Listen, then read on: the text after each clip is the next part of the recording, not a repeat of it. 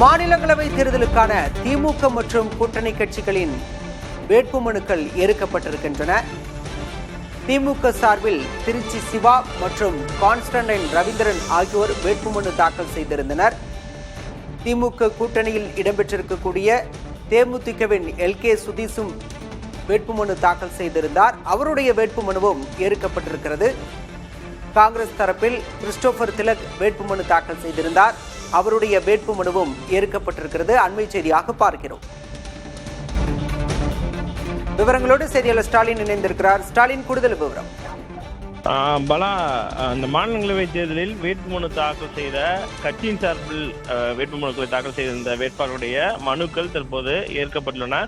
ஏற்கனவே தம்பிதுரை அன்புமணி ராமதாஸுடைய மனுக்கள் ஏற்கப்பட்டு குறித்த அந்த செய்தியை சற்று நேரத்துக்கு முன்பாகத்தான் பார்த்திருந்தோம். அதனைத் தொடர்ந்து திமுக வேட்பாளர்களான திருச்சி சிவா, கான்ஸ்டன்டைன் ரவீந்திரன், அதே போல தேமுதிகவுடைய LK சுதீஷ், காங்கிரஸ் கட்சியின் கிறிஸ்டோபர் திலக்குடைய வேட்புமனுக்கள் தற்போது ஏற்கப்பட்டுள்ளன. மொத்தம் 12 பேர் தங்களுடைய மனுக்களை தாக்கல் செய்திருந்தார்கள். குறிப்பாக கட்சியின் சார்பில் 6 பேரும் 6 சுயேட்சை வேட்பாளர்களும் தங்களுடைய வேட்புமனுக்களை தாக்கல் செய்த நிலையில் சுயேட்சை வேட்பாளருடைய மனுக்கள் தற்போது நிராகரிக்கப்பட்டுள்ளன.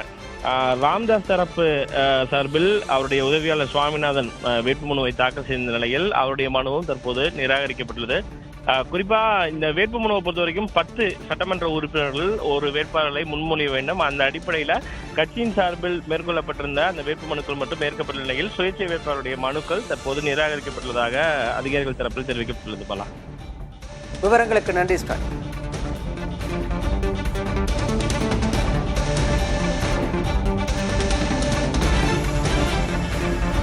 மாநிலங்களவை தேர்தலில் திமுக வேட்பாளர்கள் மற்றும் கூட்டணி கட்சி வேட்பாளர்களின் வேட்புமனுக்கள் ஏற்கப்பட்டிருக்கிறது.